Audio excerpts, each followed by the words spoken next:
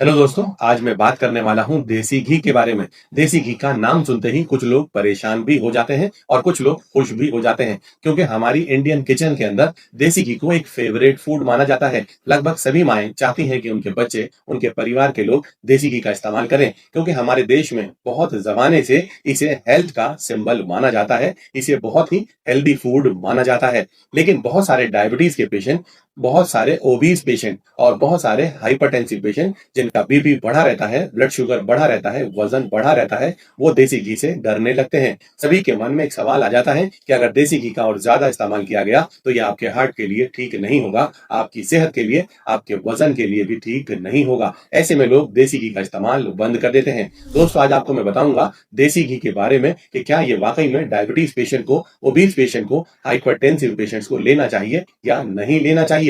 इसका glycaemic index कितना होता है, ये आपकी शुगर को कितना प्रभावित कर सकता है, इसका स्मोक पॉइंट कितना होता है और ये आपके ब्लड कोलेस्ट्रॉल के ऊपर क्या असर डालता है। बने रहिए मेरे साथ और साथ में मैं आपको ये भी बताऊंगा कि देसी घी को सही तरीके से कैसे इस्तेमाल किया जा सकता है। दोस्तों, अगर अभी तक आपने मेरे चैनल नेचर सेहत को सब्सक्राइब नहीं किया है तो आप अभी कर लें और साथ ही मेरी वीडियो को लाइक करना, दोस्तों के साथ शेयर करना भी बिल्कुल ना भूलें। दोस्तों, देसी घी को क्लेरिफाइड बटर के नाम से जाना जाता है, यानी कि जब मिल्क को घी के रूप में कन्वर्ट किया जाता है तो उसमें से सॉलिड्स और वाटर निकाल लिया जाता है। सॉलिड का मतलब हुआ उसके अंदर मौजूद प्रोटीन और उसके अंदर मौजूद कार्बोहाइड्रेट्स और उसके अंदर मौजूद वाटर, उस सब को निकाल लिया जाता है और रह जाता है तो सिर्फ फैट, यानी कि मिल्क में मौजूद लैक्टोज और मिल्क में मौजूद केजिन प्रोटीन को निकाल लिया जाता है। दोस्तों, ये तो बहुत ही अच्छी खबर हुई ना। अगर किसी व्यक्ति को लैक्टोज इंटॉलरेंस है, वो दूध नहीं ले पा रहा है, लेकिन वो देसी घी तो ले सकता है। अगर किसी को केजिन प्रोटीन से सेंसिटिविटी है और वो मिल्क नहीं ले पा रहा है, मगर वो तो देसी घी ले सकता है, क्योंकि ज्यादातर मात्रा इसमें से केजिन की और लैक्टोज की निकाल ली गई है। चलिए आगे बढ़ते हैं और देसी घी की कुछ खासियतों के बारे में समझने की कोशिश करते हैं। देसी घी का ग्लाइसेमिक इंडेक्स 0 होता है, जिसका मतलब है आपके शरीर में, आपके ब्लड में शुगर के लेवल को ये बिल्कुल भी नहीं बढ़ाएगा। कोई भी डायबिटीज पेशेंट इसे आराम से इस्तेमाल कर सकता है।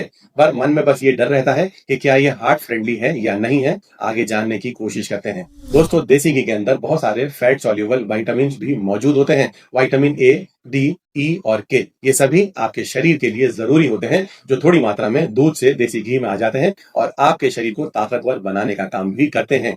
दोस्तों, किसी भी घी तेल के लिए जो सबसे बड़ी चीज है वो है उसका स्मोक पॉइंट, यानी कि कितना गर्म करने के बाद वो घी या तेल जलना शुरू हो जाएगा और जितना जल्दी वो जलना शुरू हो जाएगा उतना ज्यादा ही वो आपके लिए नुकसानदायक भी माना जाता है, क्योंकि जलने पर उसके अंदर फ्री रेडिकल्स बनना शुरू हो जाते हैं। पर आपको शायद यकीन भी ना आए, देसी घी का स्मोक पॉइंट बेहद ज्यादा होता है। 250 डिग्री सेंटीग्रेड या फिर अगर मैं फ़ारेनहाइट में बताऊं तो 480 के आसपास इसका स्मोक पॉइंट होता है। यानी कि अगर देसी घी को बहुत ज्यादा भी गर्म किया जाए या उसके अंदर कोई खाना डीप फ्राई कर भी तैयार किया जाए तो भी देसी घी जलता नहीं है, धुआं नहीं छोड़ता। उसका स्मोक पॉइंट बहुत ज्यादा माना जाता है, जो किसी भी व्यक्ति के लिए बहुत अच्छी खबर है। लेकिन फिर वही सवाल, हार्ट फ्रेंडली है या नहीं है। आगे बढ़ते हैं दोस्तों, इसके ऊपर दोनों ही तरह की मिक्स्ड स्टडीज आ रही हैं। दोस्तों, बहुत सारी स्टडीज तो ये कहने की कोशिश कर रही हैं या आउटकम दे रही हैं कि ये किसी भी व्यक्ति के लिए हार्ट फ्रेंडली है या आपके हार्ट के लिए नुकसानदायक नहीं होता। ये एक सैचुरेटेड फैट का रिच सोर्स है। इसी वजह से कुछ स्टडीज ऐसी भी आ रही हैं जो ये साबित कर रही हैं कि ये आपके हार्ट के लिए अच्छा नहीं है। तो एक सिंगल स्टडी के अंदर दुनिया भर में जो हो रही है, ये कंक्लूड करना बेहद आसान नहीं होगा। कुछ स्टडीज कह रही हैं कि ये आपके बैड कोलेस्ट्रॉल को बढ़ा देगा, वहीं दूसरी तरफ कुछ स्टडीज कह रही हैं कि ये आपके गुड कोलेस्ट्रॉल को बढ़ा देगा। तो दोस्तों, इन दोनों ही स्टडीज की तरफ ध्यान रखते हुए एक डॉक्टर होने के नाते मैं आपको देसी घी इस्तेमाल करने की तो सलाह दूंगा, क्योंकि उसका स्मोक पॉइंट बहुत ज्यादा है। दूसरा, ये किसी भी मार्केट में मिलने वाले रिफाइंड ऑयल से बहुत बेहतर माना जाएगा, क्योंकि उन सभी का स्मोक पॉइंट इसके सामने कम होता है। और दूसरा, ये आपको विटामिन भी सप्लाई कर रहा होता है। देसी घी को लिनोलेनिक एसिड का रिच सोर्स भी माना जाता है, जो आपको कार्डियोवैस्कुलर डिजीजेस को कम करने में मदद भी करता है। आपका गट फ्रेंडली भी माना जाता है, आपके गुड बैक्टीरिया के लिए भी अच्छा माना जाता है। इतना ही नहीं, ये मुफाज मोनो अनसैचुरेटेड फैटी एसिड्स का भी अच्छा सोर्स माना जाता है, जो किसी भी हार्ट पेशेंट के लिए अच्छा होने का इशारा भी कर रहा होता है।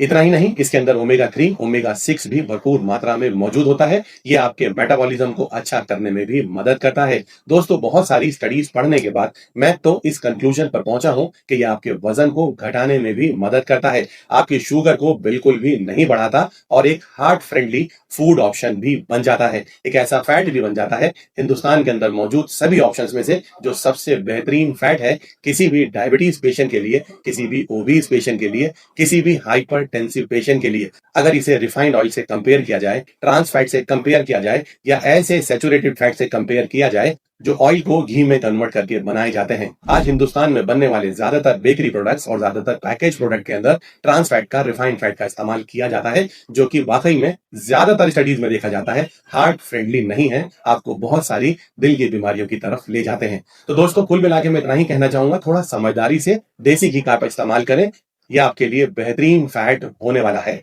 दोस्तों, मैं कुछ सावधानियां, कुछ टिप्स भी आपको दे देता हूं। एज ए डॉक्टर मैं आपसे कह सकता हूं कि आप दिन भर में 5 ग्राम से लेकर 15 ग्राम तक देसी घी का इस्तेमाल कर लें बिना डरे।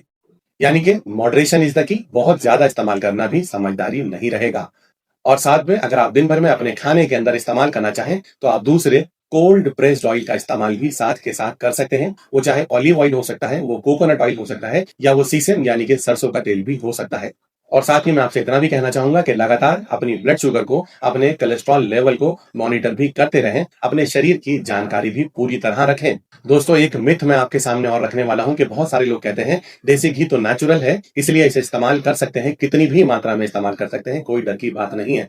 दोस्तों, मैं कई बार अपने सभी लोगों को, पेशेंट्स को समझाने की कोशिश करता हूं कि नेचुरल हो जाना इस बात की गारंटी नहीं है कि यह आपके लिए भरपूर फायदेमंद होगा। पानी भी तो बिल्कुल नेचुरल है, शहद भी तो बिल्कुल नेचुरल माना जाता है, पर हर चीज को एक सीमित मात्रा में, एक रिकमेंडेड क्वांटिटी में इस्तेमाल करना ही एडवाइजेबल होता है। इसी तरीके से घी का इस्तेमाल करना भी एक नियंत्रण में, एक कंट्रोल्ड क्वांटिटी में, मॉडरेशन में ही आपके लिए ठीक होने वाला है। लेकिन दोस्तों, कुछ समझदारी भी रखें। अगर आपके यहाँ पहले से ही जेनेटिकली ओबेसिटी देखा जाता है, आपके परिवार में ओबेसिटी, मोटापा चल रहा है, तो आप थोड़ा सेलेक्टिव हो सकते हैं। हाइपरटेंशन की हिस्ट्री, हार्ट डिजीजेस की हिस्ट्री, डायबिटीज की हिस्ट्री पहले से ही आपके परिवार में मौजूद है, तो थोड़ा सा घी तेल का इस्तेमाल कम कर देना आपके लिए हमेशा बेहतर होगा। लेकिन हाँ, अगर आप एक पतले दुबले व्यक्ति हैं, आपका डाइजेशन अच्छा है, आपका मेटाबॉलिज्म अच्छा है, आपके परिवार में ओबेसिटी, मोटापा बिल्कुल भी मौजूद नहीं है, तो देसी घी आपके लिए एक बेहतरीन ऑप्शन होने वाला है।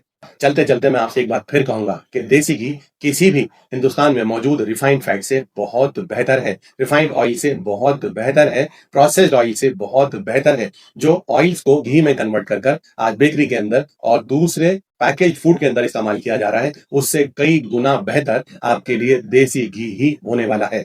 और हाँ दोस्तों, आज वेस्टर्न वर्ल्ड के अंदर ऑलिव ऑयल बहुत ही पॉपुलर भी हो रहा है, पर अगर आप इंडिया की बात करें तो देसी घी से बेहतर कुछ भी नहीं है। ऑलिव ऑयल एक तो इंडिया में फ्रीली अवेलेबल नहीं है और दूसरा उसका प्राइस बहुत ज्यादा होता है। ऐसे में देसी घी आपके लिए अच्छा ही रहने वाला है। पर हाँ, अगर कई लोग देसी घी को भी अफोर्ड ना कर पाए, अगर उन्हें लगे कि ये उनकी पॉकेट से बाहर जा रहा है, तो देसी घी की जगह पर दोस्तों आप कोल्ड प्रेस्ड ऑयल का ही इस्तेमाल करें। यानी कच्ची घानी में बने सरसों का तेल या कच्ची घानी से तैयार किया गया नारियल का तेल भी एक अच्छा ऑयल का, फैट का सब्स्टिट्यूट होने वाला है।